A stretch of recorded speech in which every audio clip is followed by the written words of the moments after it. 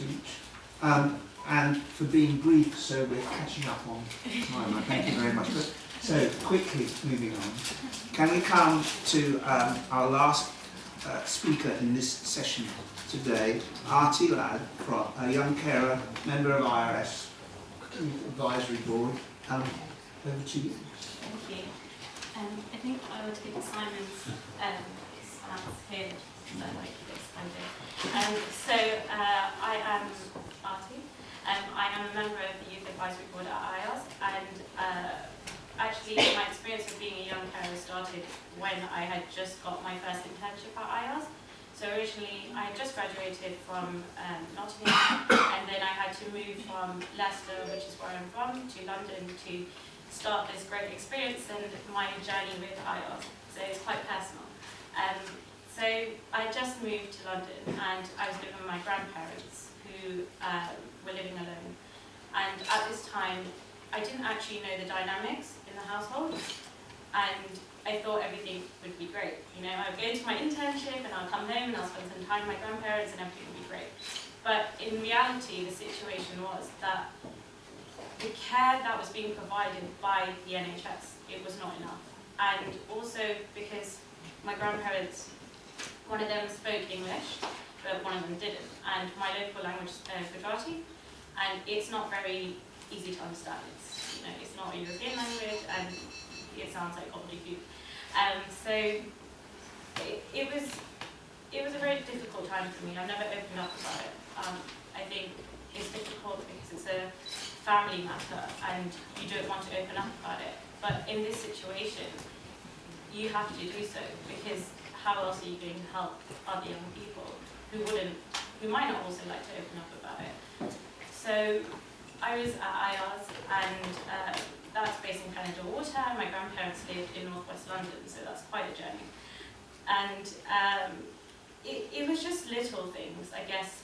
The dynamics in the household were that my grandfather was a very independent person, and he liked to be out and about and go to the library. And then I had my grandmother who was very dependent, and she didn't just have a physical need, she had a mental health illness as well.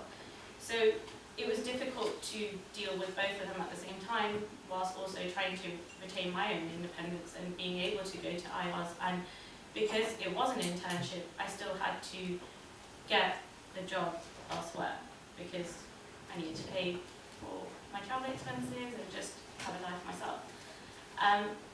But what ended up happening was that it was the little things. So first thing in the morning, for example, my grandma might need me, and because I'm a young girl, I'm the only person that can really attend to her, and I can speak the language, whereas a person from like a social worker coming in, they couldn't speak to her, so I had to be that middle person, and that affects my time in terms of, I was so determined to go to work on time. I'm very adamant that I have to make a good impression, and I was new, and I moved to London, and I was getting used to travelling, and you have to account for all of these things, and it's quite difficult. And I guess for me, I didn't know how to deal with an old, frail person who had a physical and a mental health need.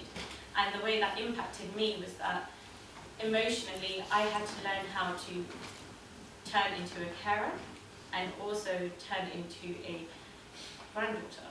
And they're not the same thing. When you're a carer, you have to be there physically. You have to say, I am going to look after that person, that is my only aim at the moment. And you have to switch off from being emotional at the same time, because you have to get the job done. And then you have to still save some time to be able to speak to them. And because my grandmother was very dependent, I had to spend time with her, so she felt that I was caring for her emotional needs, because she had nobody to talk to. She was isolated, she never really left the house, and nobody really came to visit either. And what do you do in that situation? You have to be able to, you need to somehow find more time in the day to take care of them. And also at the same time, even though my granddad was independent, I had to still spend time with him and also think about his needs, because he wanted to live independently, he wanted to go out to the library, but sometimes it was it was that whole dynamic between obviously him and his wife, when he was like, she said, I need you here, I want you to be with me, I'm afraid to leave. There was a lot of anxiety, there was a lot of depression that she was facing, so she didn't want to be alone. And that's difficult because he wanted to go out, and at that time, because they didn't meet the assessment needs, or the assessment that is done by local authorities to see whether or not we need full-time care, it was that we had to get in somebody who was off the books. I'm saying that in the place of law and justice, but we had to get somebody off the books, and this is quite difficult to do because of the culture. I'm Indian by descent, and we had to get somebody who was still be able to cook the food that my grandparents enjoyed, because they didn't want to eat English food, they want to eat their Indian food. Just to be able to do that, as well as cleaning, and also being able to speak to them and talk to them about, what happened 40 years ago back in India or back in Kenya or wherever they were talking about. But it was just that interaction that they really wanted, and somebody to listen to them, to talk to them. And I found that was very helpful, but that wasn't something that the government could have then provided, because it was too expensive, and it just didn't work, and there have been so many cuts in funding.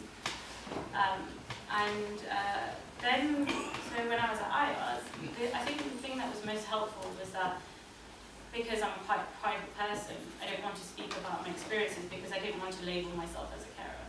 I mean, I didn't even identify that I was a carer. I thought, it's respect and it's out of duty, because my grandparents were there for me when I was a child, and I'm just doing the same thing for them.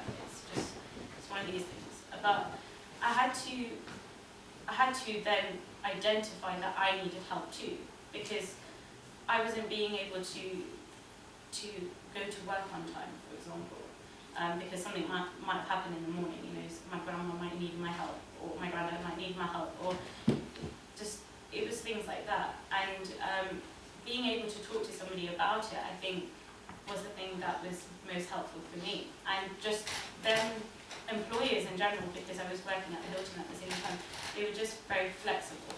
And I think I needed that flexibility, because I was very determined and driven anyway, because I wasn't in education at the time.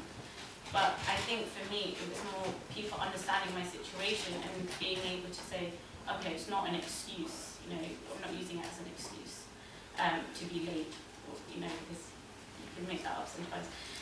But I think for me that was most important.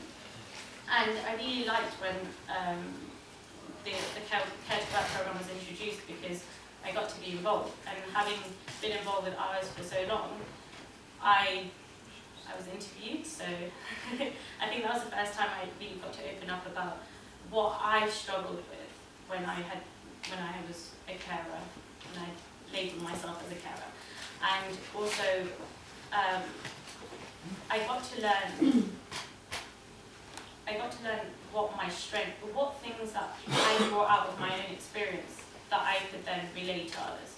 So about being empathetic, about knowing when to switch on and off, and also about being resilient, because I had to become stronger. You have no choice in these situations. You have to build your strength and your character, because that's the only thing. If you are determined and driven, for example, to have a career, and I didn't want to be a carer. I had dreams and goals, so I really wanted to work hard. And I think that there is a way beyond this situation, and I'm glad that this whole training course was introduced and something's been done about it. And so I took part in the interviews, and I was allowed to write the literature review, so I got to do my own research, and it was really great to see I'm not alone in this, because sometimes you feel that you are alone, because nobody really talks about it. It's not something that's explicit. It's not in the news, or it's something that's not really discussed in the open. And I guess for me, I internalise the struggle, but I don't feel that we should internalise it anymore. I feel like we should voice it, and now is a good time to just come together and help other young people like me who may not identify themselves as a carer, but who also need help too.